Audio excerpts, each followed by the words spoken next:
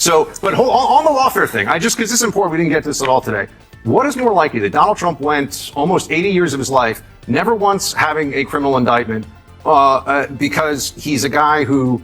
He was president. Things changed. Well, I mean, all of a sudden, he's never committed a felony, and then he becomes president, and the circumstances are the same. No, well, they were going after things that were long before he was president. But okay, fine. If you don't like that argument, there's one other argument. They held all of these charges until the election. It is clear manipulation. All the indictments. I mean, until the election. Charges. In a fiery showdown on Real Time, Buck Sexton didn't hold back. He accused Democrats of using the justice system as a political weapon, specifically to take down Donald Trump. According to Sexton, Trump's indictments weren't just legal moves. They were strategically timed to interfere with the 2024 election. He called it a textbook case of political warfare in disguise, but Bill Maher wasn't buying it. He brushed off Sexton's claims as conspiracy talk, just another excuse to dodge the very real legal challenges Trump faces. Still, Sexton stood his ground, raising a haunting question. Can Americans truly trust a legal system that appears to be used for political gain? This heated exchange ignited a bigger debate. Is the justice system being used as a political tool, or are these just desperate distractions? Let's dig deeper. He was president. Things changed. Well, I mean, all of a sudden, he's never committed a felony, and then he becomes president, and the circumstances are the same. No, well, they were going after things that were long before he was president. But okay, fine. If you don't like that argument, there's one other argument. They held all of these charges until the election. It is clear manipulation. All the indictments. I mean, until the election. All of the charges except the dressing room. Which they extended the statute of limitations, and then she was funded. The whole thing was a hit. All the other ones have to do with he was in office. Right. He was the president. He asked for a civil trial for Trump. I mean, there was a civil thing with the Trump Foundation. There are so many that it's hard to know what we're talking about. The investigations dealt with factual allegations that surrounded his term in office and beyond. Yes, there is a reason he was never investigated for having interfered with the presidential election, because he wasn't running. You also can't have it both ways, because when the House moves to impeach Trump on January 13th, the cry from the right is, where's the due process? Why are you moving so fast? What's the deal? But then when Merrick Garland chooses to take his time and be deliberate in bringing these indictments, Republicans say, oh, you're dragging your feet now to wait until it's election season. So which is it? I hope you do sports betting or something, because the idea... Sexton's side of the argument touches a nerve. When high-profile legal actions just happen to land during election seasons, it raises red flags. Even if the charges are valid, the timing alone can make people question the system's neutrality. And when the justice system starts looking partisan, public trust takes a serious hit. If people believe the courts are being used to tip elections, that's not just a scandal, it's a threat to democracy itself. But Maher made a powerful counterpoint: accountability isn't optional. If powerful people get a pass just to avoid looking political, we risk creating a world where the elite play by their own rules. That kind of double standard could send public trust into a tailspin for a whole different reason, making voters feel like justice doesn't apply to the rich and powerful. Right now, it seems like Maher's argument is landing harder.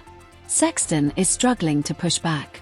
Let's keep watching to see how he responds. The idea that a number of these different cases, all of these charges involve conduct that was all of them. There's all these 4 different criminal cases, at least 4 years ago. You're going to tell me that all this had to wait until the election year to bring the charges? You're going to tell me that Jack Smith, for those who don't know, was moving at lightning speed with the help of Judge Chutkan in D.C. They were moving, ask any federal prosecutor, ask anybody who has actually looked at how, I'm just talking about timelines, by the way. The whole thing was meant to kneecap him before he could actually get to election day, and it was meant to destroy him for political reasons in an election year. And yet it's only helped him. It is the biggest own goal the Democrats have ever had in their lives. Let's ask the federal prosecutor. One's here. One of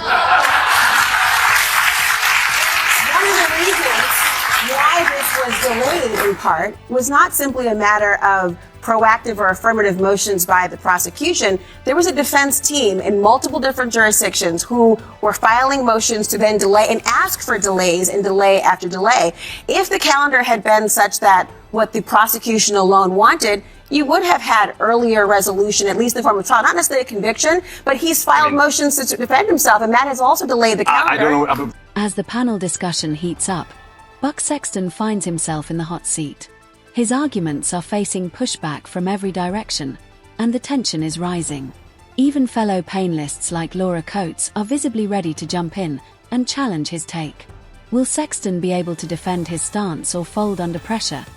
This segment is intense, and there's more to come, so if you're enjoying the analysis, be sure to like and subscribe so you never miss our breakdowns. There are 4 different criminal proceedings against Donald Trump, okay? 4 of them. Yeah. And he has defended himself. there's New York, there's D.C., there's Atlanta, there's Florida. Florida's been tossed out, by the way, so that's what a great trial, that's what a great case that was. These were all a real Trump rubber. But you can't have it both ways. I mean, Judge Chutkan clearly hates Trump and was sending January 6th, some of them non-violent detainees into the prison system for like 18 months. Can I ask you a more philosophical Yeah, question? sure. Because there are people who are watching this who, I know people, because I live in Los Angeles and Hollywood and all that, and they will say, why are you even talking to him? And I have no patience for people like this. They can kiss my ass, I will talk to you all day. First of all, half the country agrees with you. Are they all going to self-deport if one of the No, and honestly, could I first of all, thank you for that. And I just would add to it, like, the people who are saying that he's Hitler and the country's going to end, it's not true. It's going to be okay. He's already been president. If he becomes president again, you'll probably have a Democrat who comes around in 4 years. No, it's not the end of the republic. Let's start placing bets. It could. When are you going to start? You know what I mean? It could place some money on this one? I know you got a bankroll, buddy. You know, we can start. You know what I mean? I hear stories. I do. That's my Mets. Okay. Well, first of all, he could. Absolutely. He's too erratic. There's just no way you can say he's not going to do this or not going to do that. But he's not going to destroy the country. He's going to do a great job, actually, but you don't agree with that. What's your definition of destroying the country? Is sabotaging the peaceful transition of power the hallmark of American democracy? Is sabotaging that not in service of destroying the country? I mean, how? Switching gears, Sexton brings up another point, one that stirred even more controversy. He suggests that the protests during the Black Lives Matter movement, especially in the months leading up to the election, may have influenced the outcome. According to him, the nationwide unrest created fear, division, and pressure that could have shifted how voters thought and voted, but Laura Coates wasn't having it. She firmly rejected that claim, arguing that social unrest doesn't compromise the core integrity of the electoral process. Protests, emotions, public outcry, they happen. But elections must remain objective and insulated from those forces. She argued that democracy depends on a system that stays fair, no matter what's happening outside the voting booth. This clash exposes a deeper divide. Do external social movements shape election outcomes in ways we should be concerned about? Or is the system strong enough to withstand outside noise? It's a question we all need to ask. How do we protect our democratic processes in a world full of unpredictable events without silencing real voices and movements? Thanks for watching, and if you found this video insightful, give it a like, share your thoughts in the comments, and hit that subscribe button so you never miss a powerful conversation like this.